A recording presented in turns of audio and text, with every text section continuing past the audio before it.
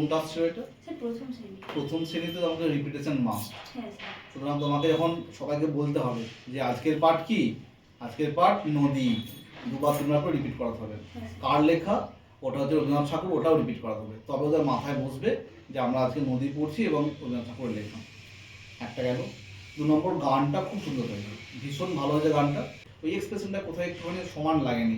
তোমার গানটা যত সুন্দর ছিল, কবিতার এক্সপ্রেশন এবং গানের এক্সপ্রেশন দুটোই, মানে গানের দেখানোগুলো একটু কম ছিল। ওগুলো একটু নিজে নিজে ইম্প্রোভাইজ করো যে আরও কী দিলে আরও বেটার হবে এবং আরও আলাদা হবে।